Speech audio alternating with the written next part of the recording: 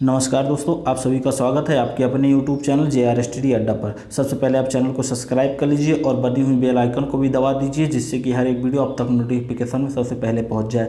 दोस्तों, आज का जो टॉपिक है वह तरंग गति तथा ध्वनि है, वेव मोशन एंड साउंड। तो दोस्तों, इसके पहले मैंने भाग 1 इसका अपलोड कर दिया था और भाग 2 भी हमने अपलोड कर दिया था, ये वाला पार्ट भी। बट उसमें जो आवाज़ थी बहुत क्लियर नहीं थी, बहुत ही गंदी आवाज़ थी, बहुत ही माइक जो था वो थोड़ा अजीब तरीके का रिएक्ट कर रहा, अलग साउंड आ रहा था, जिसकी वजह से वीडियो देखने में इंटरेस्टिंग नहीं लग रही थी।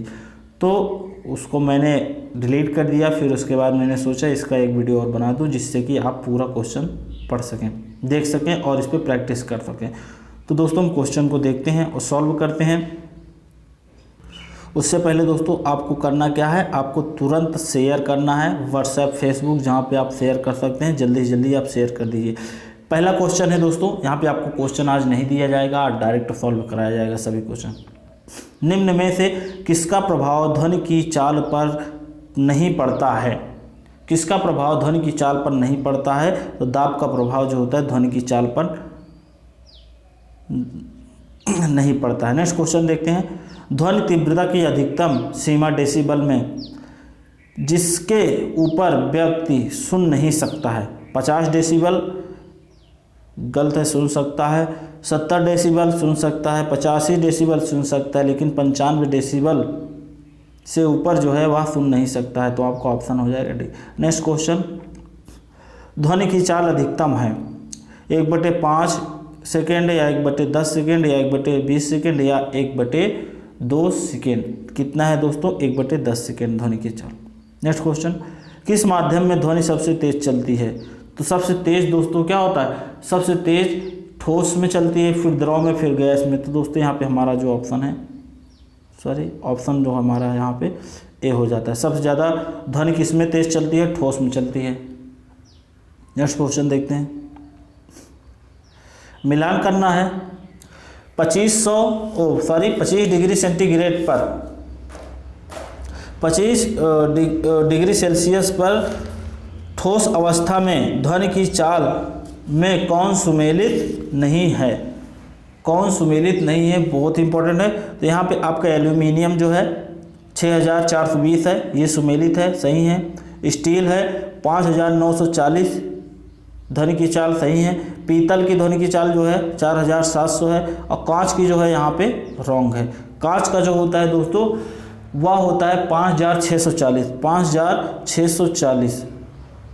5640 होता है। बहुत ही इंपॉर्टेंट है दोस्तों, इसलिए ये ऑप्शन आपका रॉन्ग है, क्योंकि कांच का जो होता है, कांच के फिलामेंट की जो ध्वनि की चाल होती है वह 5640 होती है, इसलिए ऑप्शन आपका डी हो जाता है। नेक्स्ट क्वेश्चन देखते हैं।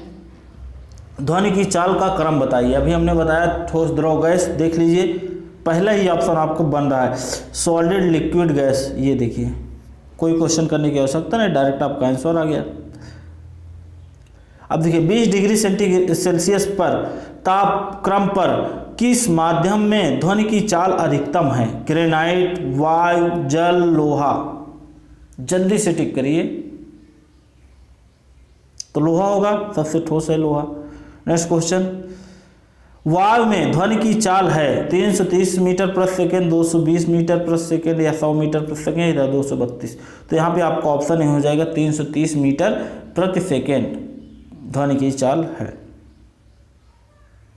अब देखिए, ध्वनि तरंगों का मार्ग में स्थित किसी पृष्ठ से टकराकर पुनः अपने पूर्व माध्यम में वापस होने की परिघटना क्या कहलाती है? ध्वनि का अपवर्तन, ध्वनि का परावर्तन, ध्वनि का व्यक्तीकरण, ध्वनि का ध्रुवकरण। जल्दी स्टिक करिए। तो दोस्तों, यहाँ पे आपका हो जाएगा ध्वनि का परावर्तन। Next question. ध्वनि का कारण है ध्वनि का परावर्तन, ध्वनि का अपवर्तन, ध्वनि का अवशोषण या ध्वनि की चाल। अभी मैंने क्वेश्चन बताया आपको, ध्वनि का परावर्तन। Next question. स्पष्ट प्रतिध्वनि सुनने के लिए परावर्तक तल व ध्वनि स्रोत के माध्यम न्यूनतम दूरी होनी चाहिए। 20 मीटर, 30 मीटर, 40 मीटर या 17 मीटर। 17 मीटर होनी चाहिए दोस्तों। नेक्स्ट क्वेश्चन देखते हैं। स्टेथोस्कोप ध्वनि के किस सिद्धांत पर आधारित है? किस सिद्धांत पर आधारित है? परावर्तन, अपवर्तन, विवर्तन या ध्रुवण।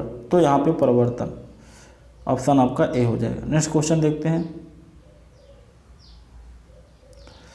राडार की कार्य प्रणाली किस सिद्धांत पर आधारित है? रेडियो तरंगों का प्रवर्तन, रेडियो तरंगों का अपवर्तन, डॉपलर प्रभाव या रमन प्रभाव? तो रेडियो तरंगों के अपवर्तन के कारण होता है। नेक्स्ट क्वेश्चन देखते हैं। सोनार अधिकांशतः प्रयोग में लाया जाता है। सोनार होता क्या है दोस्तों? देखिए, सोनार का यूज जो होता है वह समुद्र में खोई गई वस्तुओं का पता लगाने में, जैसे कोई पनडुब्बी है, डूबी है तो उसका पता लगाने क्या किया जाए? सोनार का यूज किया जाता है। या नौ संचालकों द्वारा यह यूज किया जाता है, या कोई जहाज डूब गई है तो उसका पता लगाने के लिए किसका यूज होता है? सोनार का। तो आपका ऑप्शन हो जाएगा डी। मैक संख्या का प्रयोग वेग के संबंध में किया जाता है। जलयान के, अंतरिक्षयान के, ध्वनि के या वायुयान के? तो वायुयान। आपका ऑप्शन सी है। नेक्स्ट क्वेश्चन देखते हैं। अनुरणन काल तथा हाल के आयतन मध्य संबंध प्रस्थापित किया। डॉपलर ने, न्यूटन ने, सोबिन ने, लाप्लास ने? किसने स्थापित किया दोस्तों? सोबिन ने। Next question. जब ध्वनि तरंगे अवरोधों से टकराकर समाप्त नहीं होती और ना ही वापस जाती हैं बल्कि मुड़कर आगे बढ़ जाती हैं तो इसका कारण है व्यक्तिकरण, अनुनाद, विवर्तन या अपवर्तन? विवर्तन। Next question. ध्वनि स्रोत की आवृत्ति में होने वाले उतार चढ़ाव को कहते हैं रमन प्रभाव, क्रॉम्पटन प्रभाव, डॉपलर प्रभाव या प्रकाश विद्युत प्रभाव? क्या कहते हैं दोस्तों?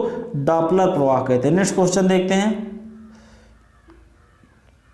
डॉपलर प्रभाव के अनुप्रयोग हैं वायुयान के वेग तथा अनुमान लगाने, वायुयान के वेग तथा स्थिति का अनुमान लगाने में सही है। पनडुब्बियों के वेग में ये भी सही है। आकाश गंगाओं की गति के अनुमान में ये भी सही है। तो आपका ऑप्शन हो जाएगा उपर्युक्त में से सभी। नेक्स्ट क्वेश्चन देखते हैं।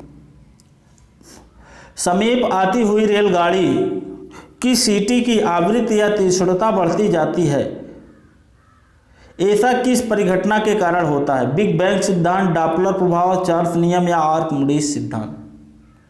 तो किस कारण होता है दोस्तों? डॉपलर प्रभाव के कारण। अभी हमने आपको बताया डॉपलर प्रभाव। वे तरंगे जो बिना किसी भौतिक माध्यम के निर्वात में संचरित कर सकती हैं वह क्या कहलाती हैं?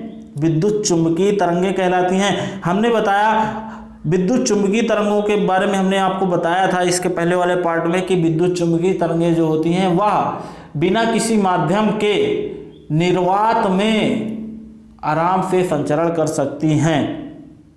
ध्यान दीजिएगा। तो आपका ऑप्शन है सी। विद्युत चुंबकीय तरंगों का तरंग दैर्ध्य प्राप्त होता है 10⁻⁻14 से 10⁻⁻6 या 10⁻⁻14 से 10⁻⁴, 10⁻⁻14 से 10⁻8 या 10⁻⁻14 से 10⁻2? क्या होगा आपका? 10⁻⁻14 से 10⁻8 होगा। आपका ऑप्शन हो जाएगा सी। नेक्स्ट क्वेश्चन देखते हैं। सॉरी दोस्तों। निम्नलिखित में से एक प्रकार की तरंग का प्रयोग रात्रि दृष्टि उपकरण में किया जाता है, वह कौन सी तरंगे हैं? रेडियो तरंग, सूक्ष्म तरंग व औरक्त तरंग। औरक्त तरंग होता क्या है दोस्तों? वह उस यंत्र में यूज होता है और वह यंत्र जो है औरक्त किरणें देती हैं। रात में कोई भी चीज़ें जैसे आपको देखनी है, दिख नहीं रही, बहुत अंधेरा है, तो आप क्या करिए? उस यंत्र का यूज करेंगे तो उस यंत्र से क्या होती है? औरक्त किरणें निकलती हैं। वह औरक्त किरणें जो है हमें रात में वस्तुओं को दिखाई देने के काम में आती हैं। Next question. निम्नलिखित में गलत युग्म चुने। गामा किरणों की खोज किसने किया था? हेनरी बेकुले ने। एक्स किरणों की खोज किसने की थी? WC राटजन ने। सही है, WC राटजन ने किया था। परावैंगनी किरणों की खोज किसने की थी? जोहान रिटर ने। अब दृश्य किरणों की खोज जो की थी विलियम हर्शल ने नहीं किया था। विलियम हर्शल ने कौन सी खोज की थी दोस्तों? विलियम हर्शल ने की थी औरक्त किरणों की खोज। अवरक्त किरणों की खोज जो है विलियम हार्शेल ने की थी। दृश्य किरण की खोज नहीं की थी उसने, अवरक्त किरणों की खोज की थी। तो दृश्य किरणों की खोज किसने की होगी दोस्तों? तो दृश्य किरणों की जो खोज है वह किया था आइजैक न्यूटन ने। कौन किए थे? आइजैक न्यूटन ने दृश्य किरणों की खोज की थी। तो आपका यहाँ पे 5 क्वेश्चन क्लियर। अब नेक्स्ट क्वेश्चन देखते हैं। सॉरी दोस्तों, अब देखिए नेक्स्ट क्वेश्चन है, FM प्रसारण सेवा में प्रयुक्त होने वाली आवृत्ति बैंड का प्रयास होता है 109 से 139 मेगाहर्ट्ज के मध्य, 54 से 75 मेगाहर्ट्ज के मध्य, 76 से 87 मेगाहर्ट्ज के मध्य, 88 से 108 मेगाहर्ट्ज के मध्य। तो क्या होता है दोस्तों? 55 नंबर आपका हो जाएगा आंसर। जल्दी से आप टिक करिए, आपका हो जाएगा डी 88 से 108 मेगाहर्ट्ज। नेक्स्ट क्वेश्चन देखते हैं। दूर संचार के लिए प्रयुक्त तरंग है प्रकाश तरंग, दृश्य प्रकाश या इंफ्रारेड, अल्ट्रावायलेट या माइक्रोवेव। तो यहाँ पे आपका हो जाएगा आंसर माइक्रोवेव। नेक्स्ट क्वेश्चन देखते हैं। सीटी स्कैन करने में प्रयोग की जाने वाली तरंगे हैं अवरक्त, प्रसरव्य, एक्स किरण या दृश्य प्रकाश। तो कौन सी तरंगे यूज की जाती हैं दोस्तों? एक्स किरणों का यूज किया जाता है। नेक्स्ट क्वेश्चन, कास्मिक किरणें हैं। कास्मिक किरणें किसे कहा जाता है? आवेशित कण, अनावेशित कण या ए और बी दोनों या उपयुक्त में से कोई नहीं? आवेशित कणों को कहा जाता है। सॉरी दोस्तों, थोड़ा सा